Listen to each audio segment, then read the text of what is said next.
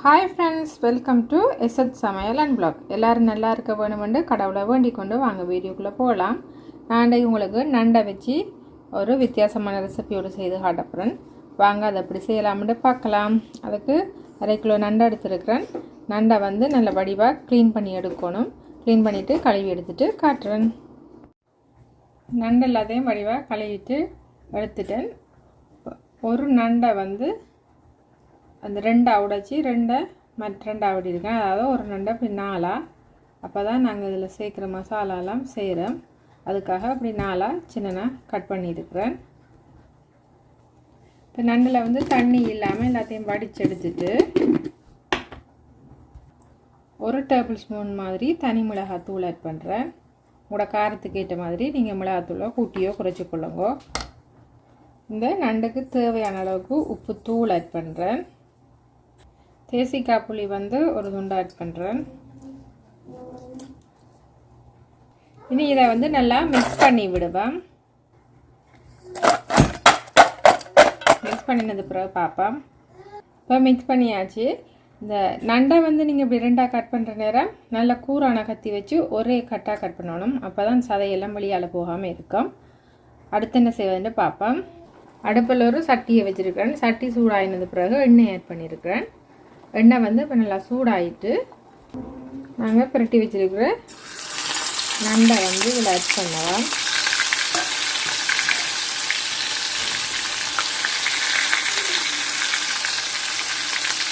நண்டை பொரியட்டும். நண்டை ஒரு பக்கம் பொரிஞ்சு விட்டுறோம், மற்ற பக்கமும் திருப்பி விட்டுட்டேன். நண்டை குயிக்காக பொரிஞ்சிடும். இப்போ இது போல் எல்லா நண்டையும் பொரிஞ்சதுக்கு பிறகு என்ன செய்வதுன்னு பார்ப்போம். இப்போ நண்டெல்லாம் பொரிச்சு எடுத்துட்டோம். அடுத்து என்ன செய்வதுன்னு பார்ப்போம். அடுப்பில் ஒரு சட்டி வச்சு சட்டி சூடாகினதுக்கு பிறகு நாங்கள் நண்டு பொரிச்ச எண்ணெயே ஆட் பண்ணுறேன். அது வேஸ்ட் பண்ண தேவையில்லை. அந்த எண்ணெயே நாங்கள் பாவிக்கலாம். நண்டு பொரிச்ச சட்டி பெருசாக இருந்துச்சுன்னு சொன்னால் நீங்கள் அதுக்குள்ளேயே செய்யலாம்.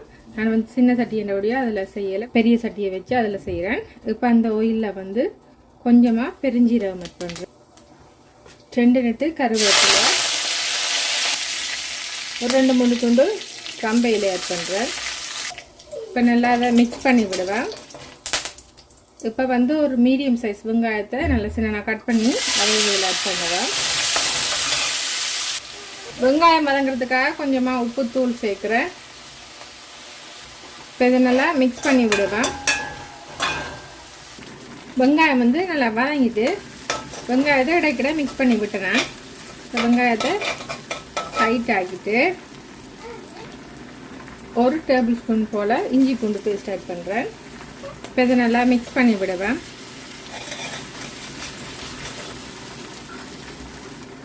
இப்போ இஞ்சி பூண்டோட பச்சை வாசனை போனது பிறகு நல்லா இருக்கா எல்லாத்தையும் சேர்த்து மிக்ஸ் பண்ணிவிட்டு ஒரு மீடியம் சைஸ் தக்காளி பழத்தை கட் பண்ணி ஆட் பண்ணுறேன்.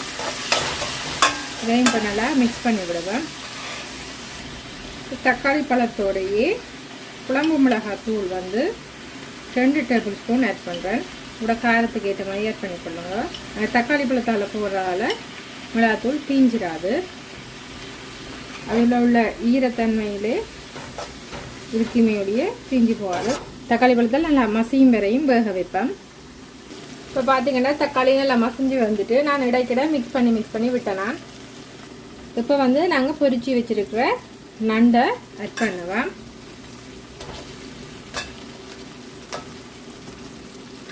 இப்போ இதை நல்லா இருக்கா மிக்ஸ் பண்ணி விடுவேன்.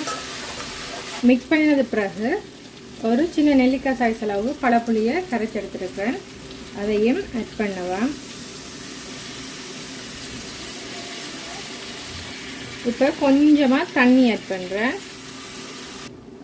கொஞ்சமாக உப்பு கலர் ஆட் பண்ணுறேன். ஏன்னா நாங்கள் நண்டு பொரிக்கும் போதும் உப்பு ஆட் பண்ணியிருக்கிறோம். வெங்காயம் தாளிக்கும் போதும் உப்பு ஆட் பண்ணின அப்படிவா பார்த்து ஆட் பண்ணணும்.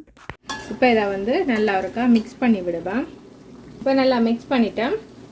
மசாலா எல்லாம் நண்டில் அப்படிவா ஊறி நல்லா பிரண்டு வரணும். பிரண்டு வரும் வரையும் கொதிக்க வைப்பேன். இப்போ பார்த்தீங்கன்னா அப்படிவா எண்ணெய் பிரிஞ்சு பிரண்டு வந்துட்டு இந்த ஸ்டேஜில் அடுப்பை ஆஃப் பண்ணிவிட்டு 1 நெட்டு பச்சை கருவேப்பிலை ஆட் பண்ணுறேன். உங்கள்கிட்ட கொத்தமல்லி இருந்துச்சுன்னு சொன்னால் நல்லா ஒரு கைப்பிடி அளவு கொத்தமல்லி ஆட் பண்ணுங்கள். 1/2 டேபிள் ஸ்பூன் மாதிரி மிளகுத்தூள் ஆட் பண்ணுறேன்.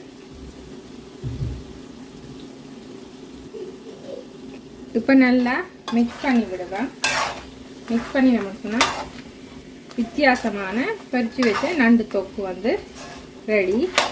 இது நல்லா சட்டப்படி இருக்கும். ஒரே மாதிரி நண்டு கறி செய்யாமல் ஒரு முறை இது போலையும் செய்து பாருங்க. செய்து பார்த்து எப்படி இருந்ததுன்னு கமெண்ட்ஸில் சொல்லுங்கள். இந்த கறி வந்து ஒயிட் ரைஸ், புட்டு, தோசை, இடியப்பம், சப்பாத்தி எல்லாத்துக்குமே வச்சு சாப்பிட்லாம். சட்டப்படி இருக்கும். இப்படி ஒரு துண்டு நண்டோடையே நாங்கள் வந்து ஒரு கோப்பை சோறு சாப்பிடலாம். ருசியாக இருக்கும். ஒரு முறை இது போல் செய்து பாருங்கள். செய்து பார்த்து எப்படி இருந்தேன்ட்டு கமெண்ட்ஸில் சொல்லுங்கள். இது வரைக்கும் என்னோடய வீடியோ பொறுமையாக பார்த்து எனக்கு கமெண்ட்ஸ் பண்ணி ஆதரவு தர அனைத்து நல்ல உள்ளங்களுக்கும் ரொம்ப ரொம்ப நன்றிகள். இன்னும் ஒரு இன்ட்ரெஸ்டான வீடியோவில் நான் உங்களை சந்திக்கிறேன். அது வரைக்கும் பாய்.